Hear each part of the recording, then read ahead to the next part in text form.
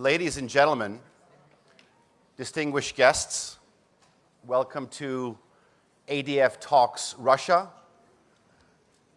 which is a one-on-one conversation at a time when the global diplomatic landscape is under, I think it's fair to say, extraordinary pressure and transition. We are joined today by His Excellency Mr. Sergey Lavrov, the Minister of Foreign Affairs for the Russian Federation. As we all know, he is a seasoned statesman and one of the most enduring figures in global diplomacy.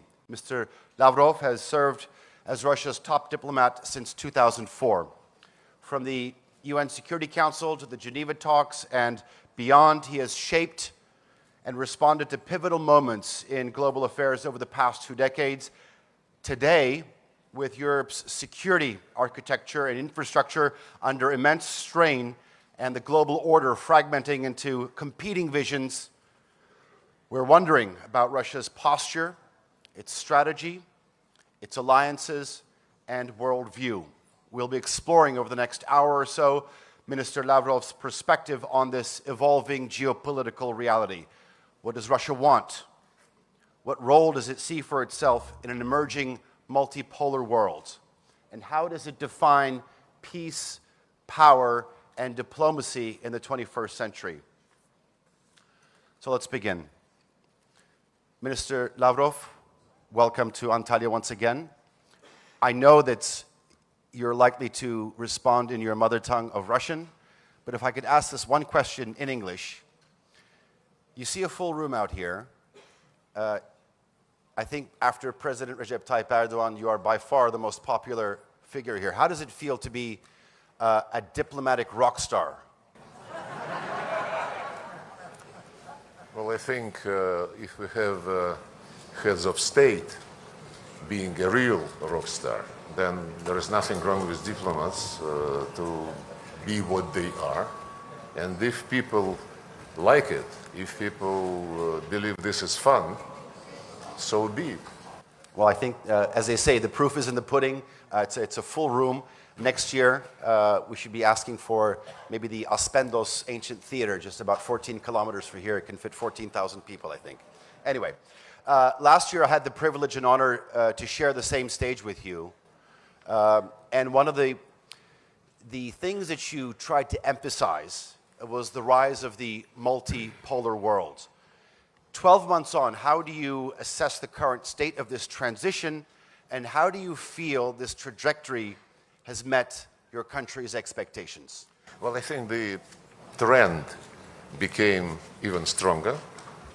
More and more countries, big countries, medium-sized countries, small countries, would like to have an equal say in the world affairs, in full conformity with the United Nations Charter, which says that the United Nations is based on sovereign equality of states. And more countries want to determine their life themselves, to have fair treatment, to have fair competition in economy, trade, in other areas, just in line with the principles of globalization, which were promoted by our Western friends, especially by the United States, for so many decades. And when everybody became persuaded, the globalization stopped, and what we observe is fragmentation of the world economy. This is the time of uncertainty, I would say. Nobody knows how the situation with world trade and investment is going to end. Well, there would be no end. How it is going to evolve, I would say, because there would be new twists in this situation. But generally speaking, about multipolarity, it is gaining ground, no doubt about this. Not only big countries like China, India, Brazil, Turkey, Indonesia, Egypt, South Africa, many others. They believe that they deserve a say in world affairs. And therefore, multipolarity is is a chance for the United Nations Charter principles to be materialized. Because before, during this globalization, especially during Cold War, the sovereign equality of states was never respected by our Western colleagues. If you retrospectively consider history after World War II and creation of the United Nations, there was no single conflict where the West, the leaders of the West, would be treating parties to a conflict as equals. I understand that this might sound idealistic and maybe this equality would never be brought to life. But the principles of the Charter, drafted by the founding fathers, they already provided for multipolarity. Just like they provided for respect for human rights, respect for the right of nations to determine their fate themselves, and this is also on the rise. Manifestations are plentiful. It is very important to underline that in our vision of multipolarity, as we promote this concept with our partners in Shanghai Cooperation Organization, in BRICS, in Eurasian Economic Union, the concept of multipolarity does not exclude the West. It embraces everybody, just like the Charter instructed us. I see no reason why China and the US shouldn't have good relations, why Russia and the US shouldn't have good relations, why everybody shouldn't be treated with respect and with understanding of national interests. I had some contacts with the members of the Washington administration, and I liked the message which they were carrying. I'm not quoting, but in essence, the message was that the foreign policy of the United States is based on national interests of the United States. At the same time, the United States recognizes that other countries also have their national interests. And those interests would never coincide fully, maybe even half of these interests would not be similar. But when the interests, especially the interests of big countries, coincide, it is essential for them to find ways to materialize them into mutually beneficial economic, logistical, and other projects. While when these interests contradict each other, it is the responsibility and duty of countries, especially if we speak about big powers, not to allow these differences to degenerate into confrontation, especially the hot confrontation. And this is something which we absolutely support. We have been acting the same way throughout our history. And the last element of this multipolarity, in our common region, the security issues after World War II have been addressed from the Euro-Atlantic logic. The NATO, of course, EU was European per se, but lately the European Union signed a deal, a treaty with NATO, treaty on agreement, I don't know, but European Union is now part of Euro-Atlantic policies, no doubt about it, including the provision of its territory for NATO plans to move eastward, southward, I don't know where. OSCE was created as an obviously Euro-Atlantic creature, and all of these Euro-Atlantic constructions, I think they failed. They failed to consolidate security and stability.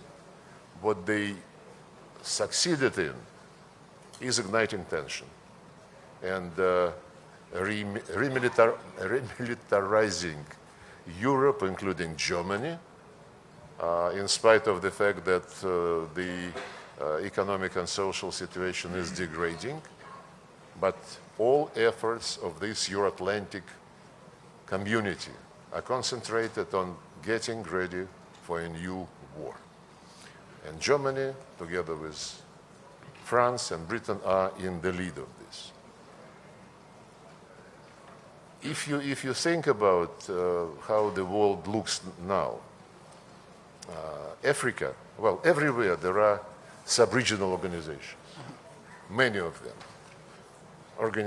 Organization of Turkish states here, Eurasian Economic Union, ASEAN, Shanghai Cooperation, many. The same is true for Africa, many sub-regional groupings, and in Latin America. But Africa and Latin America, they do have their all-continental structures, African Union and CELAC. In Eurasia, there was never anything like this. As I said, the attempts to bring some big unifying projects were only made on the basis of Euro-Atlantic concept. President Putin, last year when he spoke in the Foreign Ministry, he suggested to consider the discussion of potential security architecture in Eurasia as a continent. Architecture where all countries, without exceptions, including the western part of the continent, will be invited to participate, where all regional arrangements would be invited to join. And actually we have, some years ago, started building bridges between Shanghai Cooperation and Eurasian Economic Union, Eurasian Economic Union and ASEAN, Shanghai, ASEAN.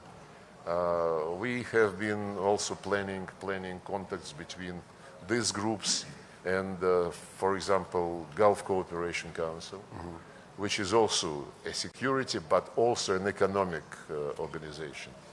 And about 10 years ago, we started building these bridges without having anything in mind in the security area, but economically, logistically, finding ways to cooperate, to join efforts, to harmonize plans. And this is a promising process. We call it Great Eurasian Partnership. And this is something like potential material foundation for the future security system, open to all countries and organizations representing Eurasia continent. So I think we are in favor of interactive discussion, so I, with your permission, stop here. No, please, by all means. Do you feel that it's perhaps the West's failure, some of the institutions and bodies that they have set up after World War II? You've described it as a failure. That's how you've said. And the fact that you're talking about a greater Eurasia partnership, aside the military, aside this strategic perspective, is that a success in the 21st century? No, we cannot call a success something which is just being born in the minds of people. But the process of, analyzing the situation is based on the failures of the Euro-Atlantic models of security. NATO should have been dissolved in the first place after the Soviet Union ceased to exist, after the Warsaw Treaty ceased to exist. And there were voices in the West saying, guys, let's now concentrate on OSCE. Let's give it some push. And let's be all in one organization.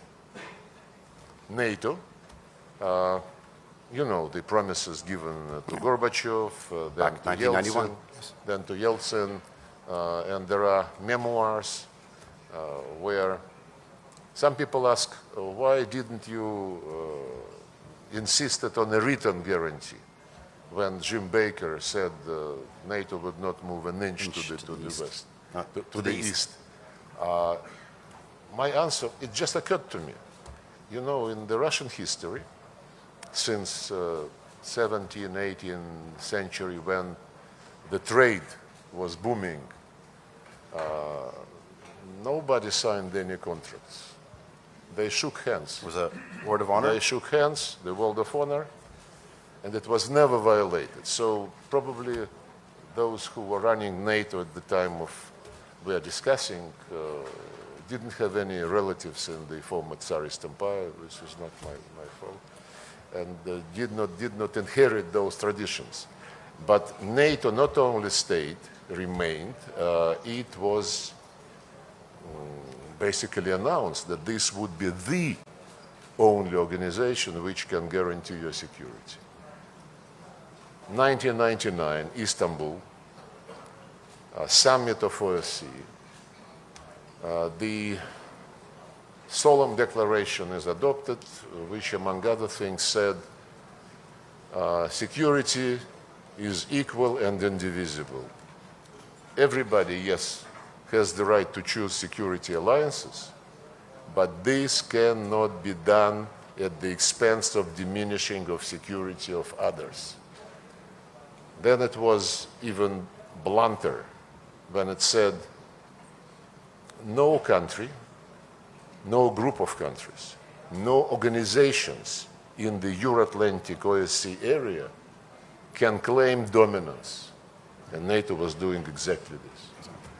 And when Putin came to power, was elected president, he was repeatedly warning about very dangerous nature of this course. 2007 in Munich, if you re-listen it now, it was very far-sighted, unfortunately. Then 2008, NATO summit in Bucharest, which was also followed by a Russian NATO summit. I was there with President Putin. And when it was announced that Germany and France did not allow to pass a decision formally launching negotiating process for Georgia and Ukraine to be admitted to NATO, the Germans and the French were proud. They said, but they included in the declaration the statement that Georgia and Ukraine will be in NATO. When Putin asked Merkel, what is the difference? She said, no, this is just a political statement. And what we managed to avoid was a legal process to be launched. But frankly, it's childish. Because Saakashvili lost his brains a few months after Bucharest, when he ordered the attack of the Russian peacekeepers in South Ossetia, violated the OSCE-endorsed agreement, and so on and so forth.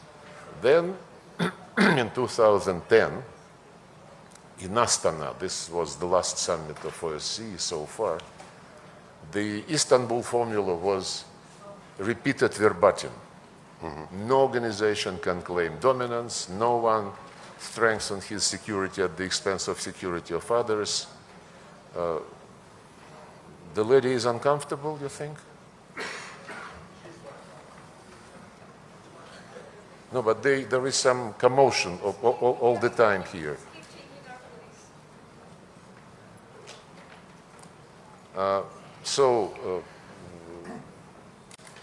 And then when this NATO expansion continued and when it was clear that these principles promulgated in OSCE about equal and indivisible security, that they were not being implemented, then we suggested to have the same language and codify it in a legally binding agreement. We were told, it was during Obama administration, we were told, no, guys, you don't understand. legally binding guarantees one can only get in NATO. We said, but your president signed this OSCE declaration. They said, this is political statement. Cheating is the key word for what was happening. And our last attempt, but we still in 2008 and 2010 were proposing the draft agreements between Russia and NATO, Russia and the United States. The same we did in 2021 in December. To no avail. So yes, my point is that NATO did not, or rather NATO failed to strengthen security because NATO was manipulated by those who did not want to share security benefits. And they wanted to leave all the benefits for themselves, for others to listen and get instructions. OSCE, another Euro-Atlantic creature, has failed a few years ago when the basic principle of consensus was grossly violated by the people who replaced each other at the position of the chair in office, at the Secretary General position, all the institutions, national minorities, freedom of media, what else? You see, I even forget about some institutions, which means that OSCE is not on anybody's mind anymore. Yes, they failed. We are not suggesting, to have another closed club. All continents have their own continental roofs, if you wish. Not in Eurasia. And Eurasia is the biggest, the richest, I would say. Well, Africa is also very rich, but it is not yet opening up this potential. And if you speak from civilizational point of view, the number of great civilizations Coming from that area? coming from Eurasia, including this one, and including China, including Persia, India. Russia is younger, but you would forgive me if I also say that it's a great one. Indeed. Minister Lavrov, you've stated here quite... Would you like some water, sir? Is that what you're looking for? Okay. NATO's desire for eastward expansion is the root problem, and then you went on to say that the OSCE is another chapter in this cheating. Do you feel that there is a viable path? I'm not saying return, a viable path to cooperative security on the European continent? Cooperative security is one of the terms used in NATO, in European Union, in OSCE. It all depends. Frankly, we are just at the beginning of the process. We don't want to rush things. We want everybody to join in free discussions, to present his or her views, and I mentioned repeatedly that a couple of years ago, President Lukashenko of Belarus convened a first conference on Eurasian security. The second one was last fall. I participated in both. And the third, it is an annual feature. Invited to this conference were not only like-minded countries, but also members of NATO and European Union, some other Europeans like Serbia, Hungary, of course, participated in both of them, Slovakia, and the list of invitees would be growing. It is not against anybody. It is not against NATO. I think the biggest enemy of NATO is NATO itself and those who were trying to use it to dominate in violation of their own pledges in OSCE. But the fragmentation process, which I mentioned, which is taking place in the world economy, it is also reflected in the security area, the discussions of NATO, the scares of Europeans, that they would be left to their own devices. We don't interfere. If they believe that they are still relevant in the form which failed many times, this is their right. This is their right to decide. Our right is to make sure that the matters of the Eurasian continent are discussed and resolved by the countries located on this continent. This is not to close the door for outsiders. Take, for example, Central Asia. The 5+1 format is, I think, mushrooming 10 or 12 groups like this, with the US, with European Union, separately with France, with Germany, Japan, South Korea, Turkey, Russia, of course. I just had yesterday the meeting with 5 foreign ministers of Central Asian countries. So outsiders always are participating in something which they believe is of interest to them, and if they can find a form of cooperation which would be mutually beneficial. We cooperate with many countries in Africa, in Latin America, so do Western countries. Turkey is in Africa is very much present. So do the Arab countries. The matter is, when you come to somebody's region, you should respect the views of the regionals, and host countries, if you wish, and not impose your rules, like our European and British colleagues are running all over the world. It used to be also Biden administration involved in this, running all over the world, saying, don't trade with Russia, don't sell to Russia, don't buy from Russia, don't meet with Russia. I know, because those are the facts. And this is not multipolarity. This is obsession with your global role, which you invented yourself and which worked during colonialism, during post-colonial times for some period. But now there is a second awakening of the Global South.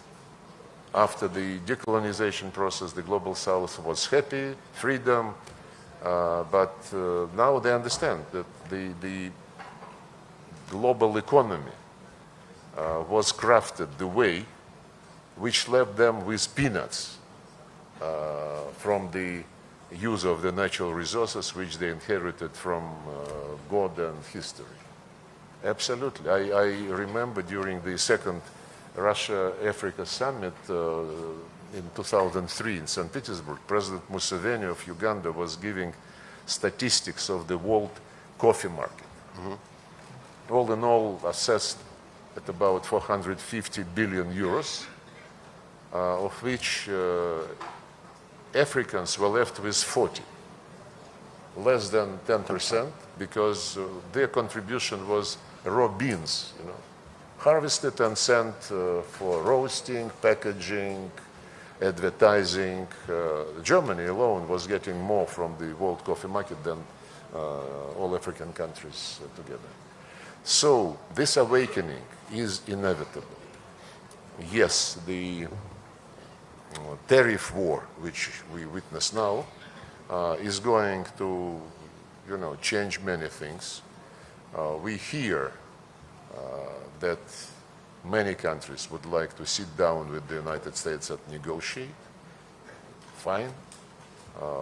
We would only be happy if people reach some deals peacefully and to their mutual satisfaction. World Trade Organization, unfortunately, is paralyzed. It was paralyzed by previous American administrations for many, many years.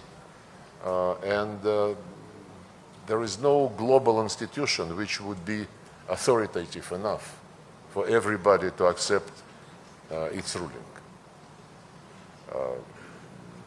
So I believe we just must have these discussions about security, Eurasian security, but in the context of the multipolarity movement, which is shaping itself up objectively.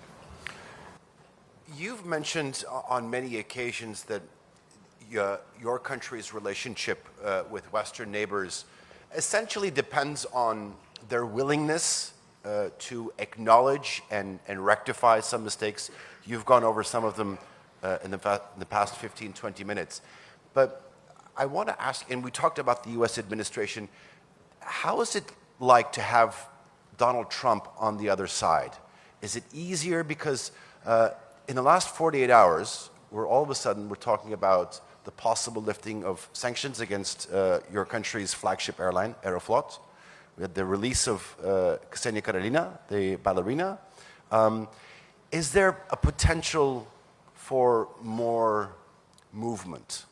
There is always a potential. And as I said in my opening remarks, nothing wrong if the US and Russia have good relations, if US and China have good relations. And what is going on between us and the Trump administration is really a very banal thing. Countries talk to each other without dictating to each other, without asking for any precondition. They just talk to each other. China and the United States, they have many differences. Russia was doctrinated by Biden administration as the immediate threat, China as the long-term biggest challenge to the American dominance. So competition in the world of economy, you see what kind of forms it acquires. And Taiwan, the situation in the Strait of Taiwan, the situation in South China Sea, who is going to have more influence with countries of East, South Asia, and they exchange statements, China and the United States, which are not very pleasant to each other, including on Taiwan. When the West, headed by the United States and other Western countries, they say we recognize,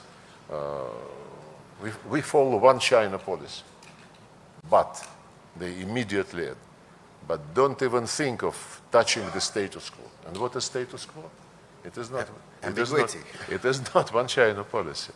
And from time to time, we hear from Washington the threats to Beijing.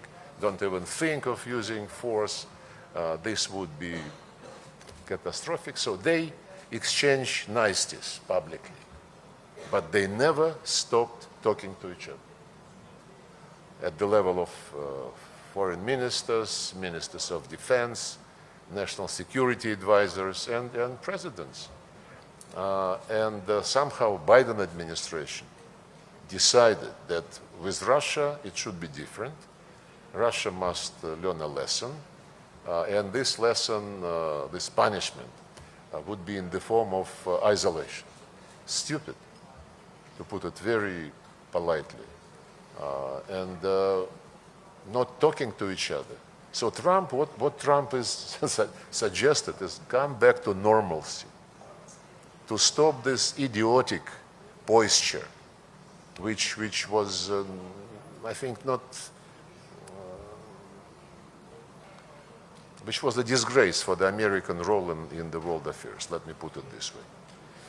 And yes, we discuss bilateral relations, starting with the normalization of the work, of the conditions in which our embassies work. Obama administration started throwing out diplomats. He stole 5 pieces of diplomatic property, which are still under arrest.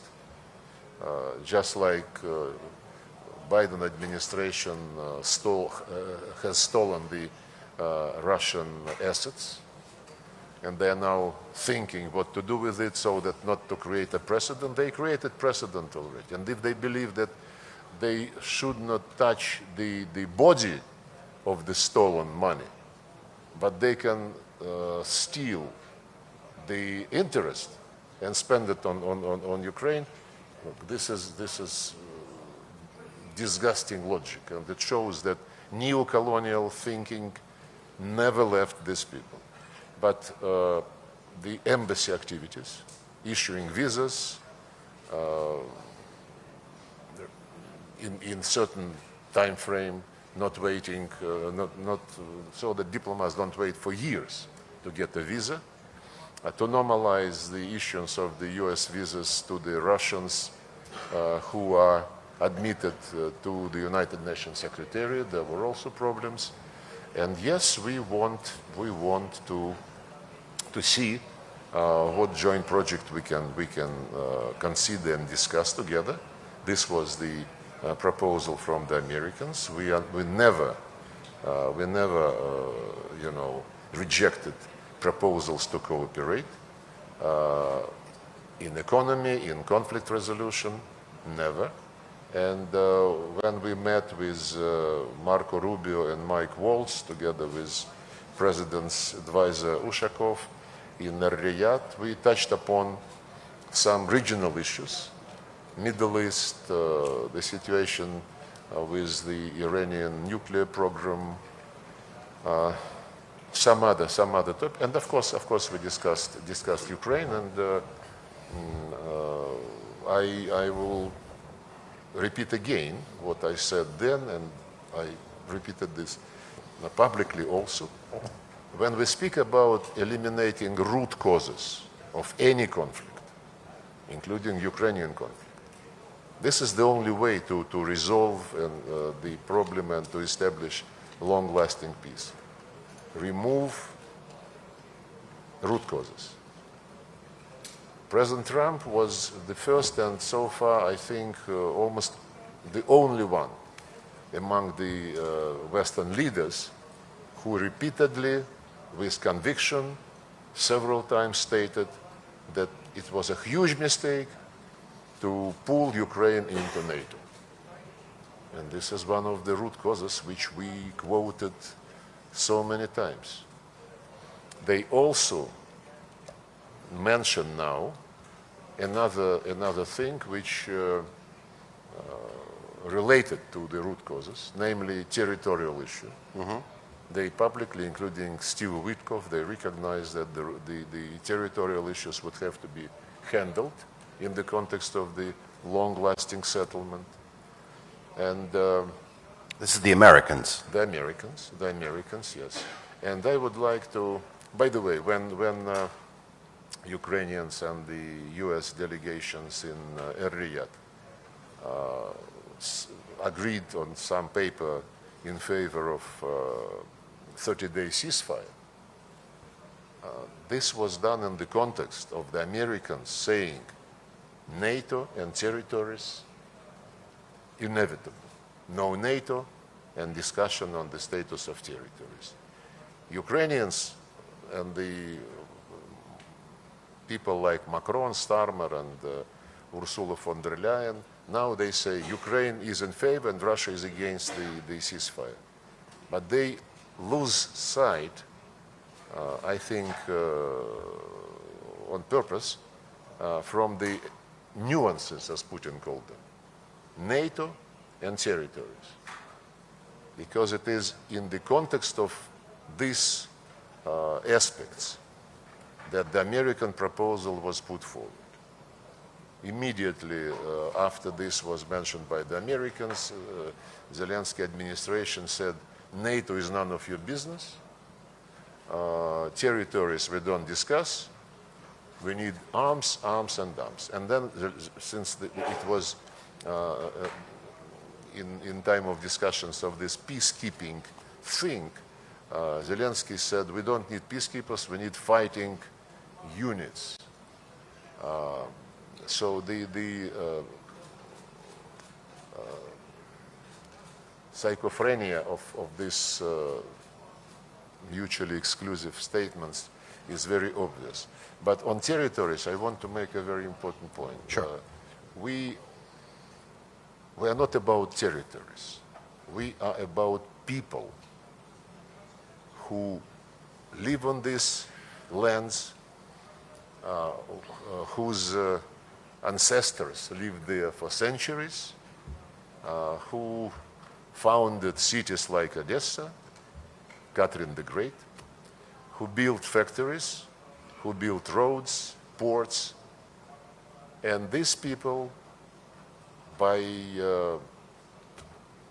twist of history during the Soviet days, became not part of Russia, but part of Ukraine, because this was considered a consolidating factor to neutralize the ultra-radicals living in the western part of Ukraine when it joined the Soviet Union after the war.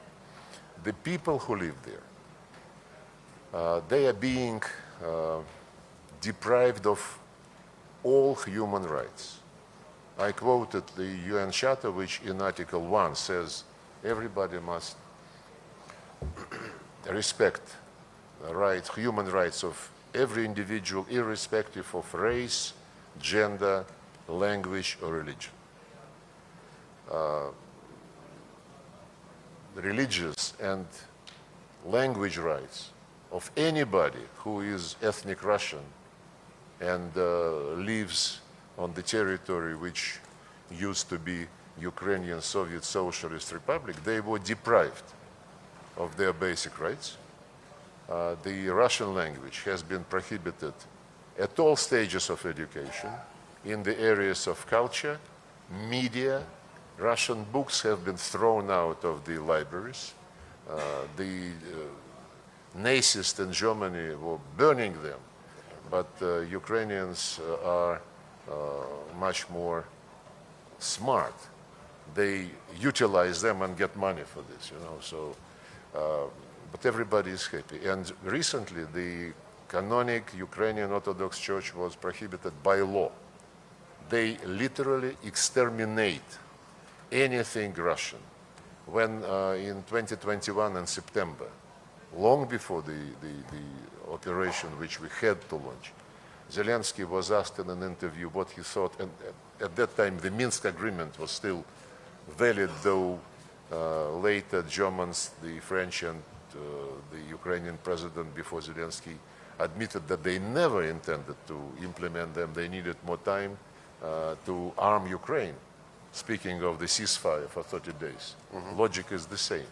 But in September 21, Zelensky was asked what he thought about the people on the other side of the line of contact in Donbass. And he said, trying to sound clever, there are people and there are species. And my advice to those who live with Ukraine but feel associated with the Russian culture, for the sake of your kids, for the sake of your grandchildren, get out to Russia.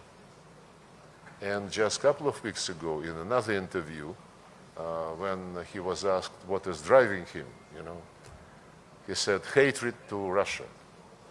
The interviewer wanted to clarify to Putin. He said, no, to all Russians.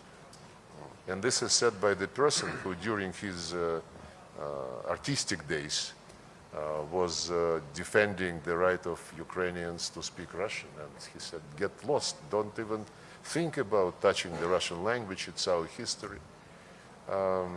So this is where we are. Hatred is not the best guide. Can you imagine? By the way, I want to. Maybe somebody knows. Israel never prohibited Arab language. No? I don't think so.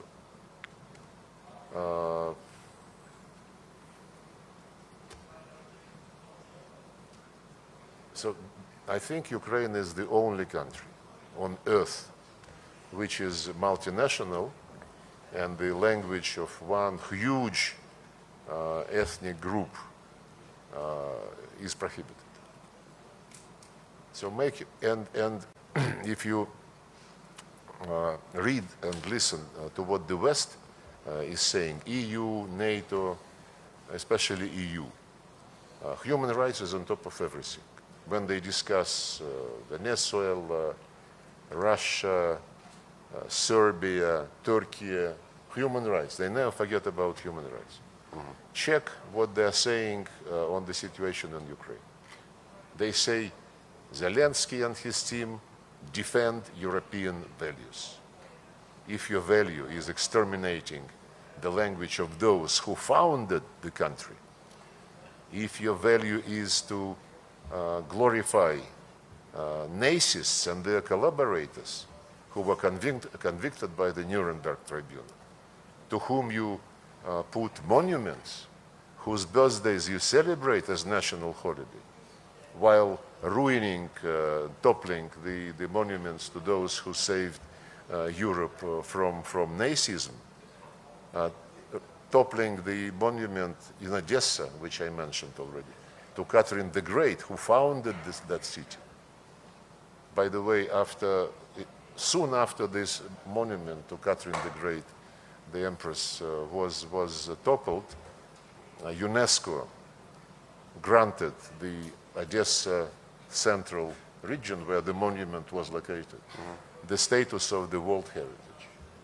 It's such a shame to the lady who happens to be French and happens, I think, by default, to become Director General of this respected organization. Minister Lavrov, all right, so you eliminate the root cause, and you talked about territory. I was just in a session talking about the European security structure, and on there was the Ukrainian foreign minister, and he says, when it comes to territory, I hear your concept, your idea, your position on territory, but they're not going to accept anything less than the 1991 borders. It's not about them accepting it. It's about making 100% certain that the people who have been living there for centuries are not deprived of their inherent right. And if Ukrainian Nazist regime, I cannot describe it otherwise, enjoys the cover from the European Union, which, as I just mentioned, never dropped a word about the situation with human rights in Ukraine, then this is not our problem. Okay. We listen to those people who voted at referendum to join Russia to restore all their rights, which belong to them by international law and by history, by justice. Okay. You have stated on numerous occasions that it is a hostile act to even entertain the idea of foreign peacekeepers. Would, under any circumstance, the Russian Federation think about neutral peacekeepers in the territory? The biggest advocates of something like stability force, sustainability force, are Macron and Starmer. And they are not thinking about any neutral force. They say we, Macron and Starmer, would be the countries who would provide the most of the contingent. They talk, by the way, to countries outside European Union, including Turkey. They talk, according to the rumors, they said that they are talking to China, which is a lie. India, Indonesia, they mention. My question is, first, President Trump, who, as I mentioned already, seems to understand much, much, much more about what is going on than any European leader, except I would highlight Hungary and Slovakia. These leaders are quite thoughtful, but it was President Trump who said first many things on NATO, on territories, And he said that when asked about this idea of a contingent, a force, a group, whatever you call it, there should be some discussion between the parties. They say, I think Macron said, no discussion with Russians, Ukraine is a sovereign country, it has the right to invite anybody. And they are inviting us. In brackets, I would repeat what Zelensky said. We don't need peacekeepers, we need fighting units. So make your own conclusion. But Kit Kellogg, by the way, yesterday said that why don't we divide Ukraine like we divided Berlin after World War II? Then he said he was misunderstood, misspoken, but everybody is missing the key point. Imagine, yes, leaders of Brussels bureaucracy, they say we must reach a deal which at the end of the day must guarantee Ukraine sovereignty. They, by the way, didn't mention territorial integrity, but sovereignty. My question is to them, you mean you want to have peacekeepers to keep the same regime which is now headed by Zelensky? You don't want to ask this regime whether it would be interested in implementing the international commitments, including UN Charter regarding the rights of minorities for national minorities, language and religious rights. Nobody is raising the issue. So my conclusion is that by ignoring the gross violation of all the international norms about human beings, by ignoring these norms and violations by Zelensky of these norms, and at the same time by discussing deployment of something military, call it peacekeeping, call it stabilization force, on the remaining part of Ukraine, they want to use this force not to keep peace, but to keep and protect the Nazist regime. And this is key. Everything else is smoke screen. You mentioned the important talks that were going on in Riyadh and some of the conversations you had with the American delegation. Also, what was talked about is safe navigation in the Black Sea. We know that there was a process going on in building this with the Turkish side, with the Republic of Turkey. What is your stance in terms of developing this? It was one of the proposals mentioned by President Trump in his latest phone conversation with President Putin.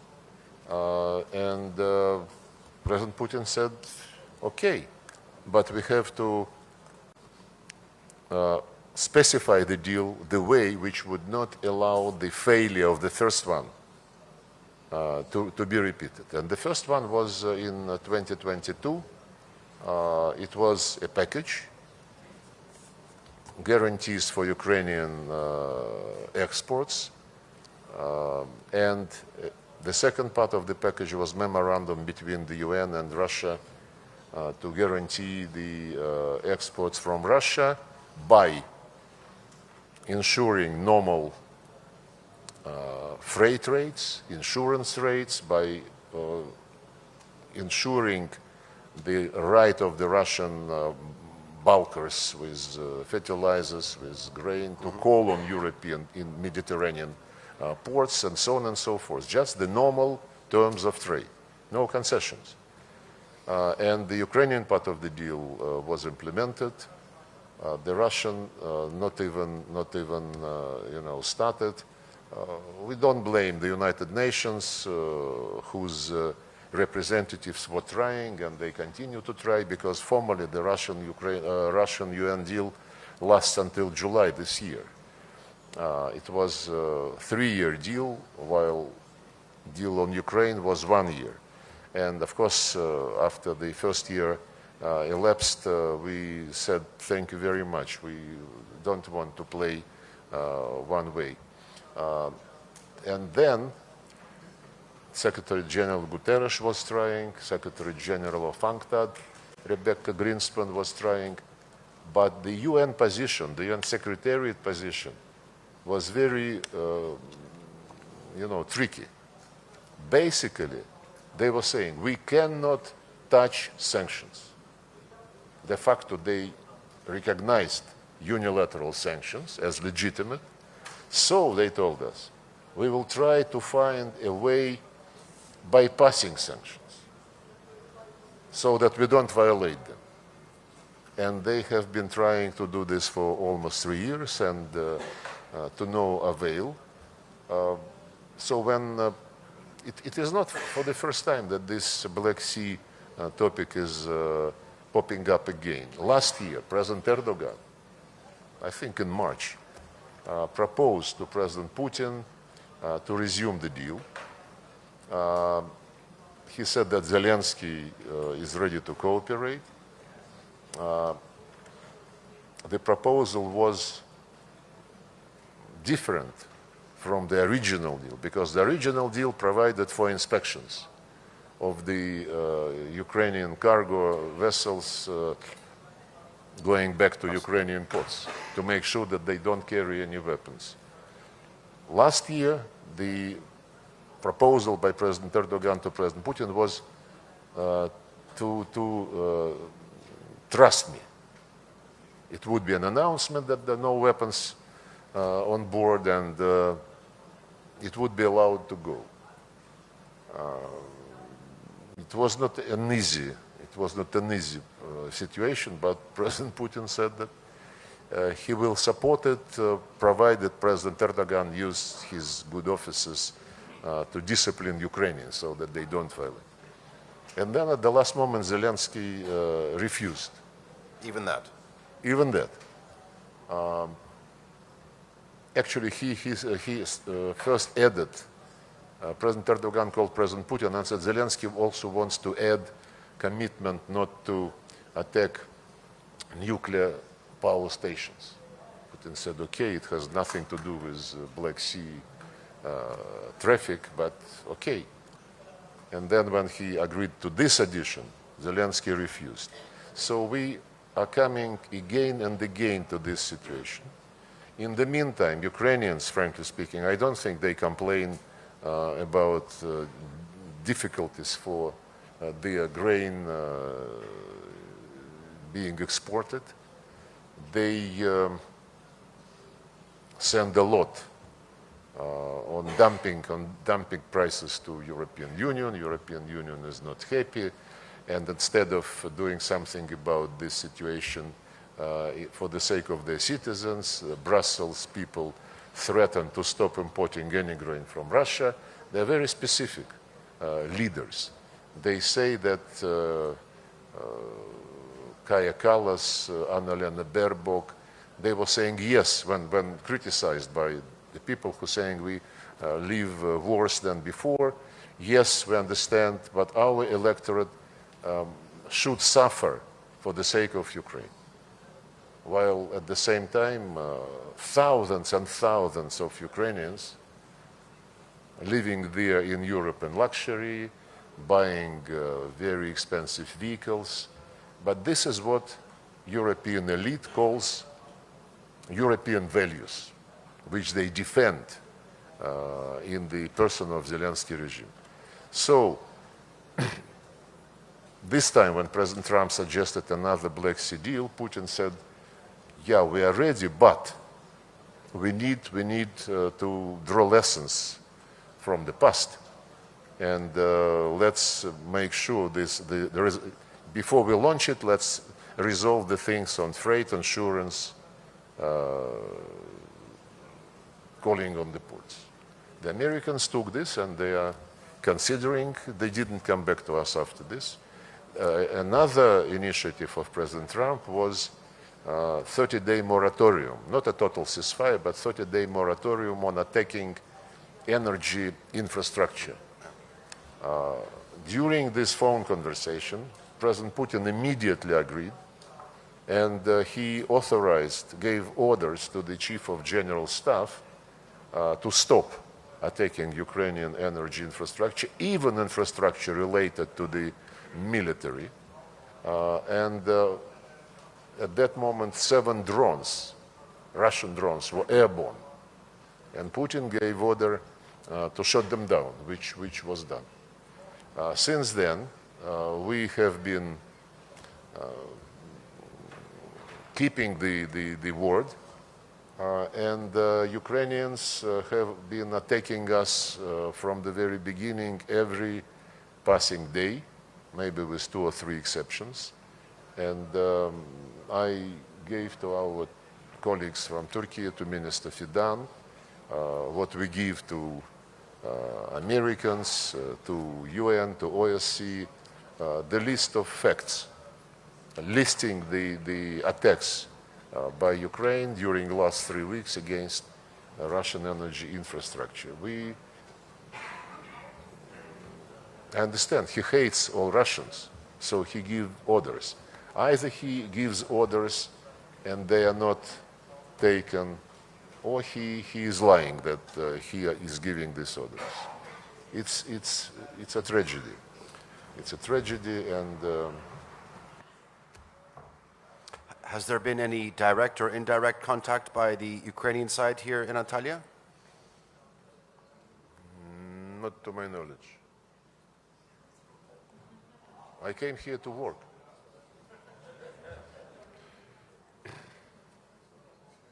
Okay. Ladies and gentlemen, we're coming to the end of our allocated time. I've talked about relations with the West, the United States, the situation in Ukraine. If any esteemed journalist has a question on anything else. From China. Yes, from China. Yeah, Mr. Minister, would you think that the President Trump or some guys around President Trump has said they would like to adopt the country-listen approach to drive the wedge between Russia and China and realign with Russia after the aftermath of the Ukrainian war? How would you see, or how would you evaluate this kind of so-called the country-listen approach? You mean to do what? Yeah, to make the ties between US and Russia closer and drive the wedge between Russia and China. Would that take effect? Look, I can only tell you that in none of our contacts with the Americans, in none, be it phone conversation, be it meeting in person, this issue was never raised or even hinted upon, never. And I think that President Trump and his people, they are very experienced in life. And when you understand life, it's much easier to do politics. And since he understands life, I believe those who understand life, they would never even think about trying to drive a wedge between Russia and China. Okay. Ladies and gentlemen, unfortunately, we've run out of time. We'd like to thank Minister Sergey Lavrov for your insights and for your candor and for your participation here at the Antalya Diplomacy Forum. Thank you very much. The next session begins in 13 minutes. Please join me in welcoming and thanking Mr. Sergey Lavrov.